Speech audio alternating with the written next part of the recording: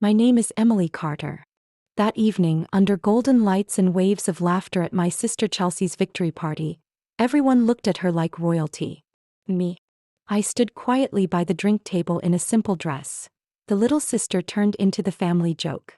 Some people are still scraping together monthly payments on their tiny apartments. Chelsea raised her glass, throwing me a sideways glance. Someone laughed. I just smiled, set down my glass and pulled from my purse a folder. One with a signature that Chelsea had no idea would change her life. Have you ever been turned into a punchline by your own family, right in front of everyone? If you have, leave a comment below.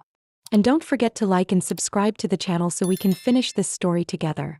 The story where the people who look down on you are the ones left speechless. When I was a kid, I was always the quiet one sitting behind the door whenever we had guests over. Chelsea, my sister, was always the center of attention at every gathering.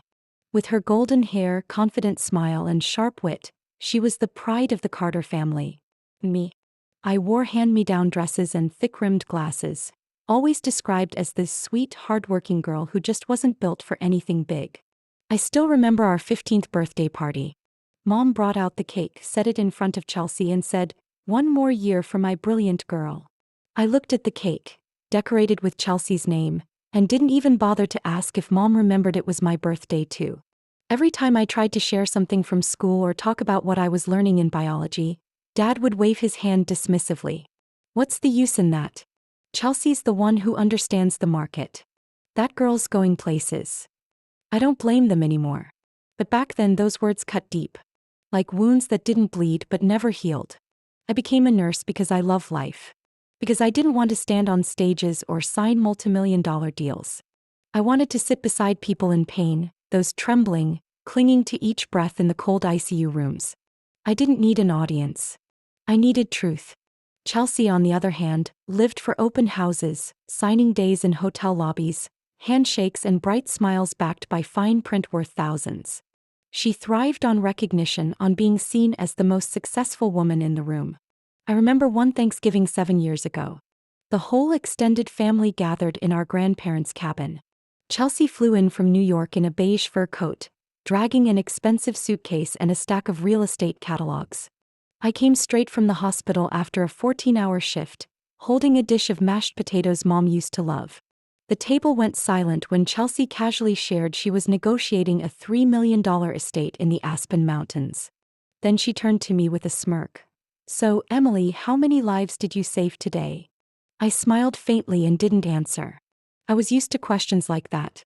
They weren't about curiosity. They were about contrast. About lifting herself up by pushing others down. It was around that time I started remembering, not to hold grudges but to learn. Every time Chelsea talked about return on investment, gross margins, or market cycles, I listened. Every time she rambled about hot properties or million-dollar listings, I didn't ask questions, but I took mental notes, looked up the terms, and quietly educated myself on what she thought I could never understand. At 25, I opened my first investment account. No one knew. No one asked. I didn't tell. I still worked night shifts, rented a one-bedroom near the hospital, took the bus. But every dollar I saved, I poured into that account. I learned how to buy stocks bit by bit, then shifted into bonds, mutual funds, and eventually small real estate. Run-down houses in the outskirts of Seattle that I fixed up and rented out. I didn't have Chelsea's foundation, but I had time. And I had a quiet, burning resolve. In those years, I came to understand something important. Success doesn't require applause. It just needs consistency, a clear goal, and a self-respect that doesn't tremble in the face of ridicule. Every time I went home, I was still Emily, the sister with a heart of gold who didn't dream big. I didn't correct them. I still took the end seat at the table, poured water for Mom, handed Dad the forks, and listened to Chelsea boast about her latest deal with that same breeze-through smile. They didn't know I already owned 3 rental properties. They didn't know my investment portfolio had nearly tripled in 4 years. They didn't know I wasn't just saving lives, I was quietly building a future. Not to prove anything, but to be free. And Chelsea, she still saw nothing beyond the version of me she created in childhood. The sister with a low-paying job, riding the bus, wearing scrubs, living a small life she thought didn't matter. That's okay. One day, when the spotlight stopped shining on Chelsea, they'd turn around and wonder how far I'd come, without any of them leading the way. And on that very day, that victory night Chelsea hosted with expensive wine and a carefully curated playlist, I held in my hand a folder that would quietly dismantle everything she'd ever said about me. No arguments. No raised voices. Just facts. And a signature at the bottom of a contract that would take away the one thing she called her greatest win. 4 years ago, during a family Christmas gathering, Chelsea walked into the room in a red, glittering gown like she'd just stepped off a red carpet. While I was in the kitchen helping Mom prep vegetables, Chelsea took center stage in the living room, bragging about an auction where she crushed all the competitors. She ended her speech with a smug smirk. And people who choose nursing, well, usually it's because they weren't good enough for med school. The room fell silent. A few chuckled quietly. I said nothing, just kept slicing carrots. But something inside me shifted that day. It wasn't sadness. It wasn't even anger. It was a still, clear voice in my head saying, "It's time." That night, after everyone went to bed, I sat alone in the living room lit only by the Christmas tree. I opened my laptop and logged into the investment account I'd been nurturing for 2 years. Every bonus, every overtime shift was in there. Some in low-risk funds, some in real estate projects I'd found around Tacoma. I hadn't made any big moves until now. A week later, Chelsea came over with her broker, Valerie. I overheard them talking in the backyard. Valerie was excited about a rare piece of land in Napa Valley, perfect for a retreat or high-end rental. Chelsea kept her voice low, saying they had to keep it secret until the deal closed. Competition was fierce. I stood in the kitchen holding a tea kettle, listening through the cracked patio door. The property name came through clear: Silverwood Hill, Southern Ridge. I memorized every word. That night I couldn't sleep. I stayed up researching everything I could about that land: location, market value, zoning, future development, current owners. An elderly couple, childless, looking to retire to Florida. I didn't know why I was doing it. Maybe pride. Maybe I was just tired of being underestimated. But maybe I felt like I could do something bold. Without anyone's permission. I met Lucas at a small cafe near the hospital after a 14-hour shift. "You got a minute?" I asked as he pulled out a chair. Lucas nodded and grabbed his coffee. "You about to ask me for money? Because if so, sure." I chuckled softly, shaking my head. "No. But do you know anyone discreet and trustworthy in real estate law?" He stared at me, joking expression fading. "Wait, are you thinking of buying a house?" "No. Land. In Napa Valley." Lucas set down his cup and leaned in. "You're serious?" I nodded. Dead serious. And I needed to stay completely off the radar. Lucas scratched his head, then pulled out his phone. "I'll text Granger." He handled the old hospital contract. Quiet. Solid. From that moment on, I entered the game Chelsea thought only she knew how to play. Every document was filed under an LLC I'd just formed, registered in Oregon, where beneficial owners don't have to be publicly disclosed. Granger handled negotiations. I didn't offer flash. I offered reliability, respect, and most importantly, what the elderly sellers valued most: kindness. Every night after my shift, I came home and reviewed my finances.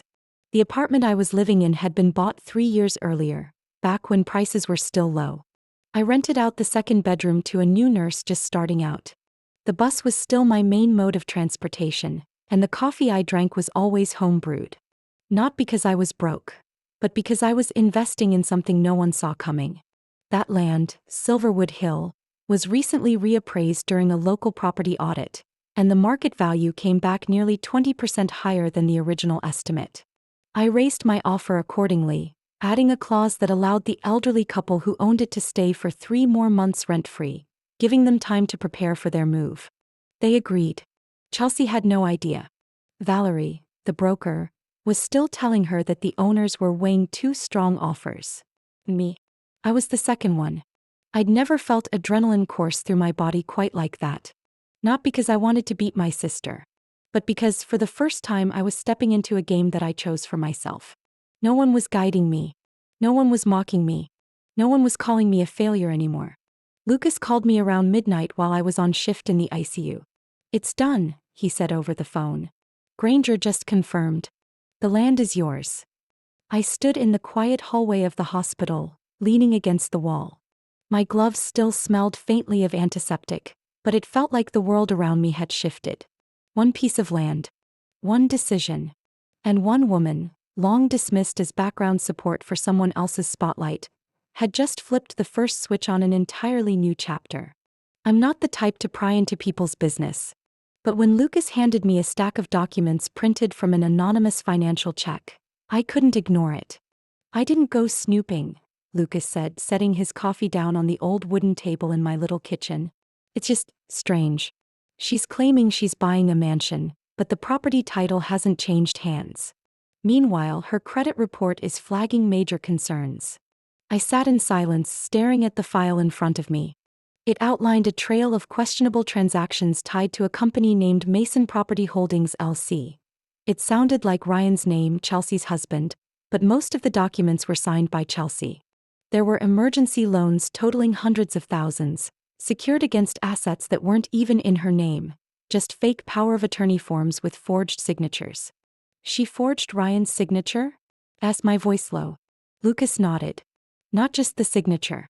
She used his federal ID number to register an unapproved investment fund and secure capital from second-tier lenders.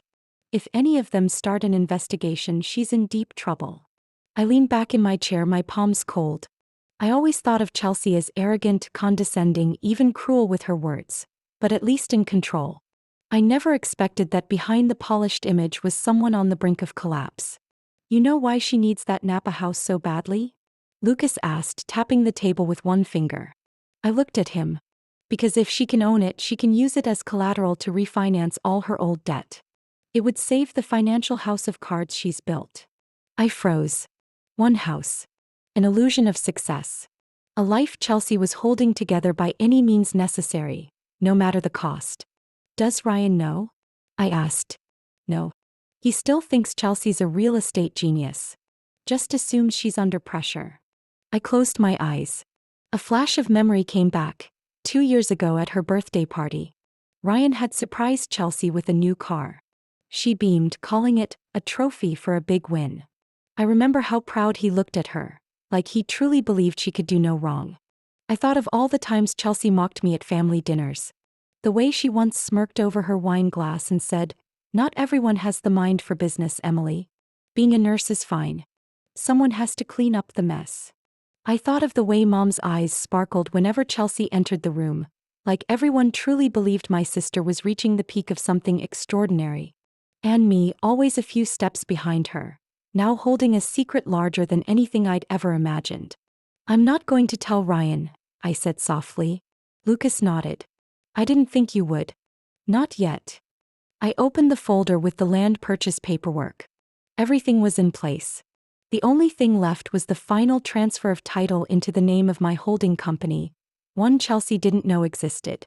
In less than a week, that dream property would no longer be a dream. It would be real. But not for her. "What do you think Chelsea will do if she finds out it was me?" I asked. Lucas leaned back in his chair, looking me in the eye. "She'll fall apart." "Because she lost the house?" "No. Because she lost face." I didn't laugh. What I felt wasn't smugness. It was a quiet clarity. I wasn't trying to humiliate her. But if Chelsea ever tried to make me the family joke again, I wouldn't stay silent. I went to work like usual in the days that followed. Still did night shifts. Still talked with patients before surgery, wiped brows of lonely elders, held hands of those taking their final breaths alone. No one at the hospital knew I was about to own a multi-million-dollar asset. No one asked why I always carried a folder in my bag. And I never told. Ryan called me once, inviting me to a party Chelsea was hosting to announce their dream house.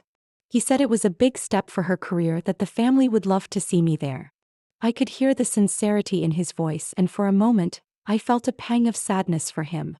"I'll be there," I said. After the call, I sat on the balcony of my apartment, tea in hand, staring at the glowing high-rises across the city. Below, life carried on. No one knowing that I, the nurse once dismissed as not ambitious enough to dream big, was about to step into the very dream built by the one who underestimated me most. I hadn't planned revenge. I just wanted a quiet place to stand. But when someone keeps pushing you to the sidelines, there comes a moment when you have to step forward. Not to fight, but to show that you were never behind. You were just waiting for the right moment to step into the light. 3 days. That's all I needed for the paperwork to finalize. The name on the deed to Silverwood Hill would be mine. Not Chelsea's, not Ryan's, not some anonymous investor's. When Granger called to say the sellers had officially accepted my offer, his voice was calm and even as always. But to me, his words felt like the final knock on a door that had been shut for far too long. I've requested that your identity be kept completely confidential until the deed transfer is done. Is there anything else you'd like to add?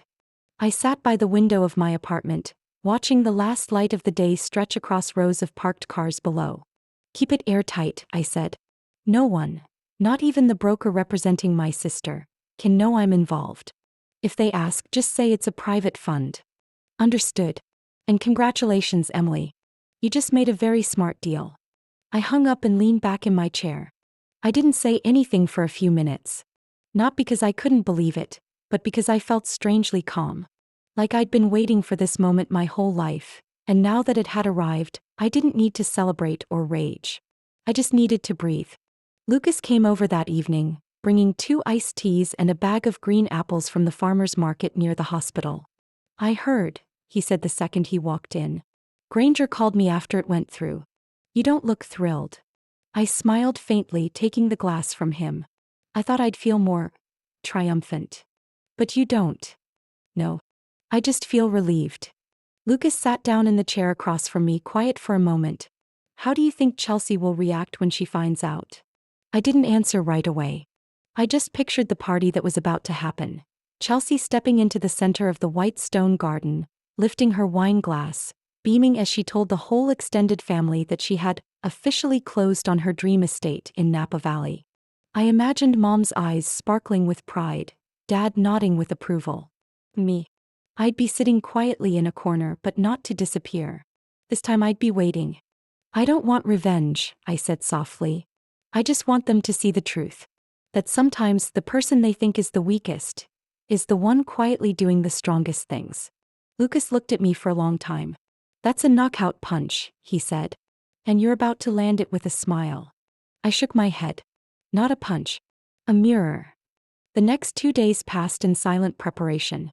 I still worked my night shifts at the hospital, still changed bandages, hung 4 bags, comforted elderly patients with no family.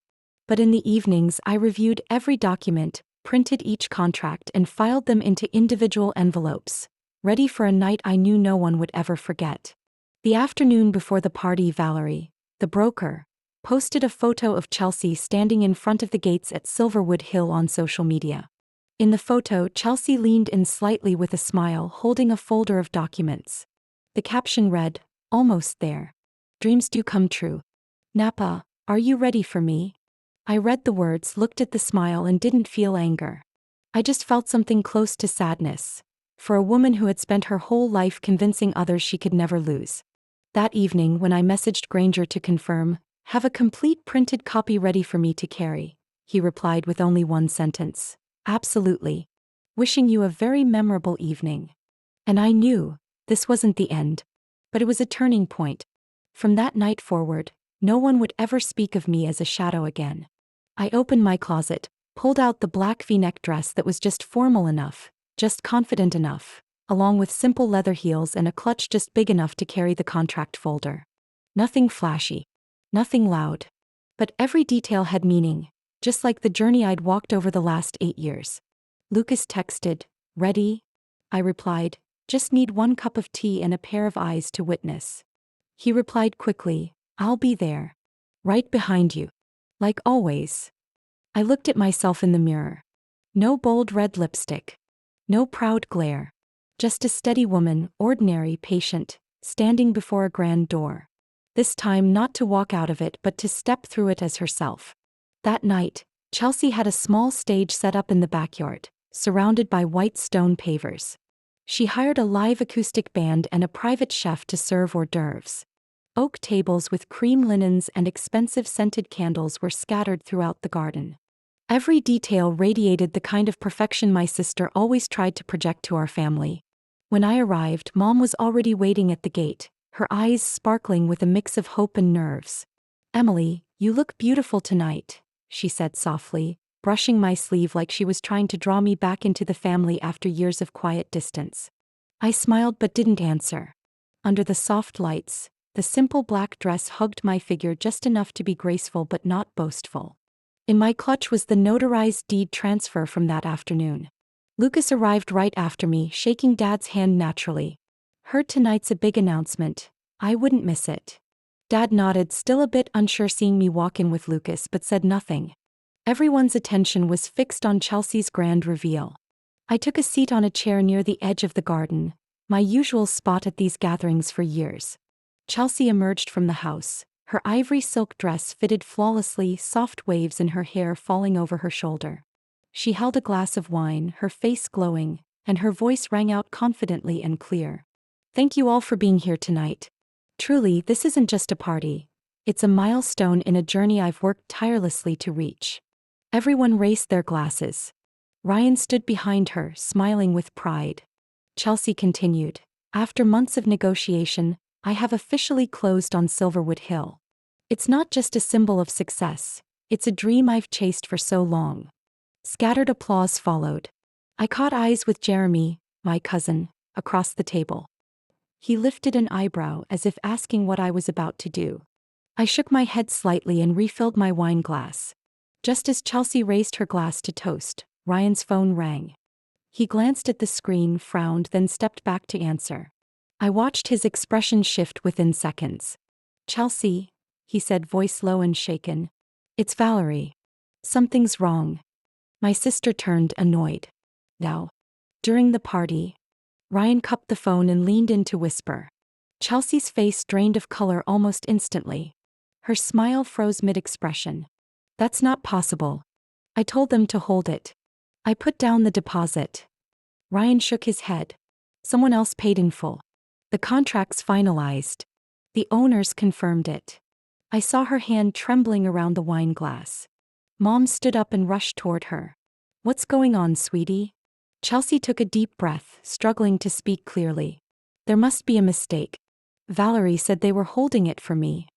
I set my glass down on the table and rose slowly. No one noticed me at first.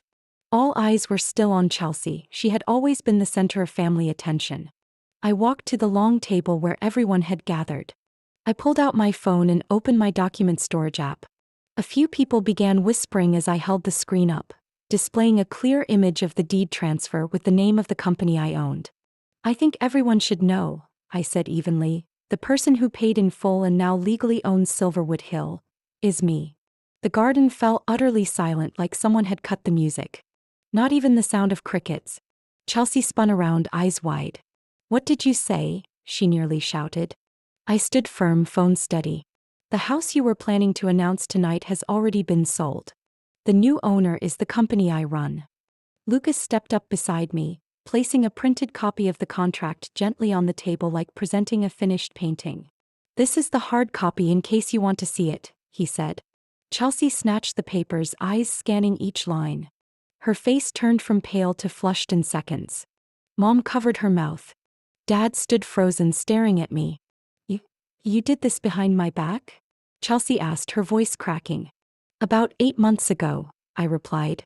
Right after you told the whole family that nursing was the fallback choice for people who weren't good enough for med school.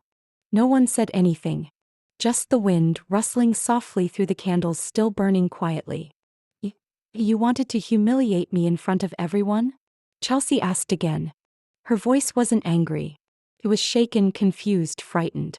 I looked at her for a moment, then answered slowly, no. I want you to understand that no one gets to decide who the failure is. No one. Another stretch of silence followed. Jeremy was the first to speak, his voice soft but clear. That was intense. A few people chuckled quietly, some stared into their glasses to avoid eye contact. Chelsea stood alone in the center of the garden, her white dress suddenly too bright for a scene where no one stood with her anymore. I stepped back to my seat, hands still gripping the clutch with the contract inside.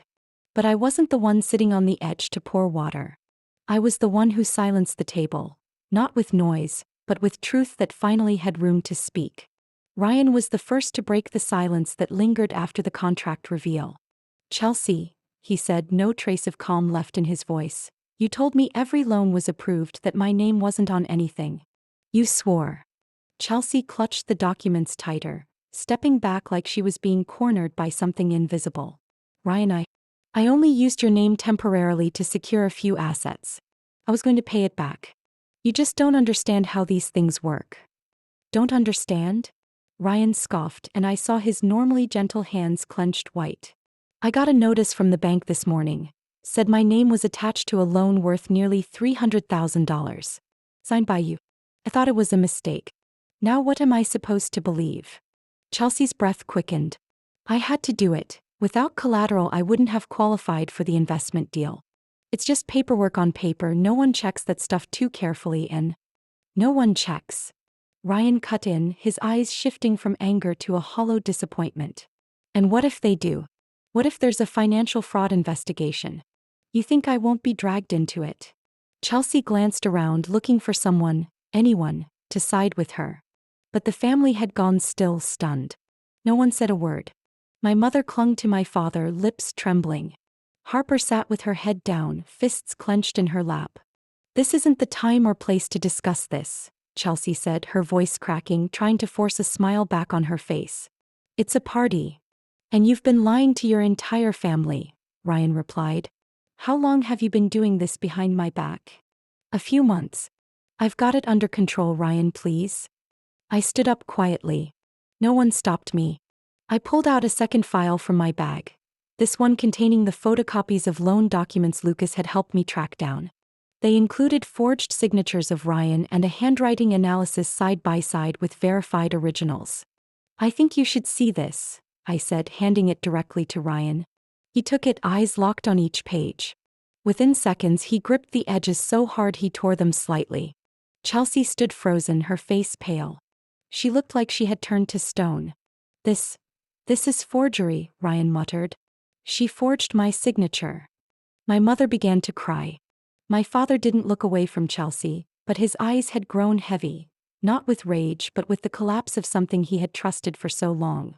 Chelsea suddenly snapped, her voice cracking into hysteria. None of you understand. I did this for the family's reputation. I've carried all your expectations. I had to succeed. I had to get that house. I had to prove I wasn't a failure like Emily. I didn't say a word. But when she said like Emily, the entire space seemed to freeze. Harper stood up. Her voice was quiet but firm. I've stayed silent for too long. But she's not the failure. She's the only one in this family who lives honestly. And the only one who's never needed to brag to be acknowledged. Chelsea turned to Harper, eyes watery. You two? Even you're turning against me? Harper shook her head. I'm not against you. I'm with the truth. For 10 years we've all watched how you treated Emily. The way you mocked her, belittled her, dismissed her. Even when she achieved something, you twisted it, called it cute, or a sweet little effort. But none of us ever asked what she's been silently enduring all this time. I clenched my hands in my lap. Not out of anger, but because someone in my family had said it aloud. My mother walked toward me, eyes red, hand trembling as she rested it on mine. I didn't know things were like this. I looked at her, neither blaming nor pulling away. I only said softly, it's not that you didn't know. You just never asked.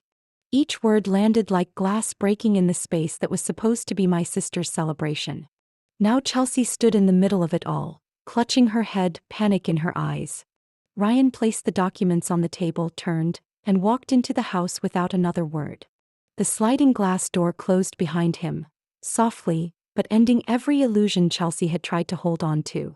What remained was a cold truth laid bare in a setting she had designed to mask everything no one saw coming.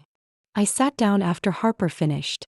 My wine glass was still full, but the bitterness had faded to something dull. The air around the table was thick, as if everyone was trying to swallow things they'd never dared say. Chelsea remained standing in the garden, light from the candles casting shadows across her exhausted face. The flawless makeup from earlier couldn't hide the dark circles beneath her eyes or the trembling in her hands. She looked at me, part defiance, part desperation. I stood once more. No more documents. No more evidence. Just my voice. And a decision I had made long before arriving at this party. I didn't come here to expose anyone. And I didn't buy that house to prove I'm better than anyone, I said. My voice wasn't loud, but every word rang clear. That house, the one Chelsea's been celebrating publicly, won't be flipped. I'm not selling it to investors or turning it into a luxury retreat for profit. I looked around the yard, letting my eyes settle on my parents, then back to Chelsea. I'm turning it into a wellness retreat for medical staff. A place for them to rest and recover after exhausting shifts. It'll be fully funded by me and public healthcare foundations. People looked stunned. I saw my dad lean slightly forward. My mom clutched her chest as if steadying her heartbeat. But Chelsea didn't react. Her face was blank. I stepped closer, now standing just a few feet from her. And you have the chance to be part of it, I said slowly. If you want to. Chelsea frowned. What are you talking about? I've developed a personal finance recovery plan. A program that includes therapy and professional financial counseling. One of the financial partners who backed me is offering full sponsorship for anyone who truly needs help. I'm not someone who needs help, Chelsea snapped, voice rising. You're drowning in debt. You've taken loans in other people's names. You've forged documents. Lied to your husband and your family for months, I replied calmly. If that's not someone who needs help, what is? Chelsea blinked rapidly. And in her eyes I no longer saw anger, only confusion and a deep, overwhelming sense of being lost. My condition is very simple, I continued. You agree to complete the recovery counseling program. And most importantly, you admit what you've done. To Ryan, to our parents, to the family. To let you humiliate me even more? Chelsea stepped back. No, I replied, to help you reclaim yourself. Chelsea didn't respond. A soft breeze swept past, brushing a strand of hair across her cheek. I could see the smudged lipstick at the corner of her mouth, like the final mask slowly peeling away with time. I'll give you time, I said, but not forever. The door is still open. Chelsea let out a bitter laugh and took another step back. It's always you, isn't it, Emily? With your quiet tone and your saintly patience. The way everyone likes you because you just take it. But you don't know what it's like to live under the pressure of being successful. You don't know how small I feel every time you walk in with that calm face. I said nothing. I let her spill everything. 1 minute, 2, maybe 3. The entire garden was silent except for her voice, breaking apart between the hum of summer insects. I can't do what you're asking. I can't admit I was wrong. I can't let people see me as a failure.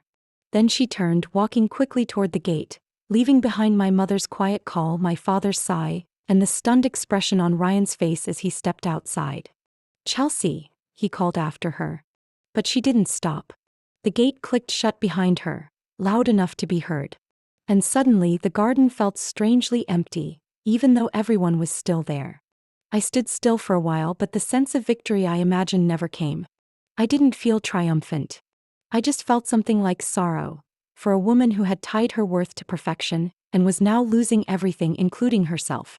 3 days after the party, just before midnight while I was finishing up patient charts in the ICU, my phone buzzed softly in the pocket of my scrub top. Ryan's name appeared on the screen. A weight settled in my chest. I had a feeling this call wouldn't be easy. Emily. His voice was hoarse, tired. Chelsea, she's gone. I set my pen down, stunned. What do you mean? She left everything. The debt papers, the files, her phone, her credit cards. All of it. On the kitchen counter. And Tyler. She left Tyler too. My heart tightened at the mention of my 4-year-old nephew, the little boy who always called me Aunt Emmy whenever I visited. In that moment, all the old bitterness vanished, replaced by a deep ache I couldn't name.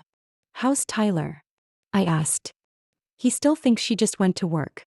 I brought him to my parents last night, but he keeps asking why she hasn't called. I could hear papers rustling, the sound of him exhaling heavily through the phone. She's being investigated, Emily. One of the lenders flagged multiple fraudulent loan applications. Authorities are involved. Granger got a subpoena for contract review. My name and several others show up with signs of forgery. I was silent for a long time. A part of me still hoped Chelsea would call, explain, or at least apologize. To Ryan, to Tyler, to herself. But instead she chose to disappear. I'll take care of Tyler for now, Ryan said. I've taken a leave from work to get things stable. But if you could stop by sometimes.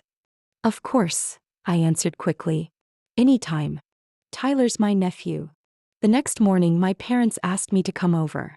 They didn't say why, just that they wanted to sit down together. I didn't expect much.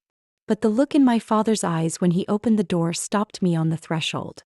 Come in, he said, his voice deeper than usual. We talked all night. The living room that day wasn't like the one I remembered. No Chelsea. No background TV. No framed photos from parties where she was the center of attention. Just my parents sitting across from each other, hands clasped, faces tired but sincere. You were right, my mother said first, her voice rough from crying. I stayed silent for too long. I didn't see the things you were quietly doing, never asked how you were really doing, what you were thinking or what you were carrying. I'm sorry. I sat down across from her, not looking into her eyes. I needed a few seconds to steady my voice. My father cleared his throat. I used to think you were the simple one, the one who didn't need much. But now I see, maybe that's exactly why I overlooked so much. You didn't need a stage or applause, but you accomplished something this family never imagined. He placed a folder in front of me. This is a financial contribution from us toward the fund you're starting, he said. We can't undo the past, but we want to support what you're building. I opened the folder. Inside was a signed agreement to transfer a portion of the land inherited from my grandparents. The part that was always assumed Chelsea would manage. Now it was being offered to me as formal recognition. I gripped the documents tightly. Not for the money, but because, finally, my voice was being heard as part of this family. A few weeks later, I was invited to speak at a regional healthcare symposium in the Pacific Northwest. The topic was mental health support for frontline medical workers post-pandemic. I spoke about night shifts, about invisible exhaustion, about why I was turning Silverwood Hill into a wellness retreat for nurses, caregivers, doctors who had given everything during those brutal years. Soon after, a medical news outlet published a story with a bold headline, Emily Carter, the woman behind the healthcare recovery project after COVID. The article was shared thousands of times. Colleagues from across the country called to congratulate me. But what brought me to tears was the closing paragraph, where the reporter quoted what I had said during the keynote. I didn't create this place to be famous. I created it because I know what it feels like to be burned out and never asked how I'm doing. And I don't want anyone else to go through that alone. I didn't know where Chelsea was. But I knew one thing for sure. I no longer lived in her shadow. I lived in light I had created for myself, step by step, silently but relentlessly. And no matter who stayed or walked away, I would keep going, not for revenge but for healing. For me. And for those who were once left behind in silence. On a mild spring afternoon, under clear skies with sunlight brushing over the lavender bushes outside Silverwood Hill's front porch, I sat back in a wooden chair, a warm mug of tea in hand, watching Tyler chase the neighbor's golden retriever across the grass. Beside me, Lucas set down his tablet and leaned toward Ryan. He seems a lot happier now.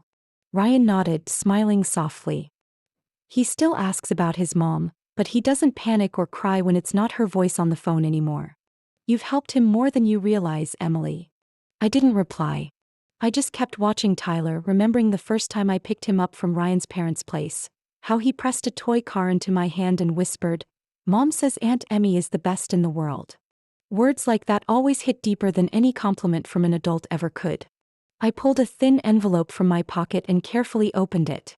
The paper inside still held the faint scent of fresh ink, the handwriting so familiar. I had read it a dozen times over the past 3 days but never aloud.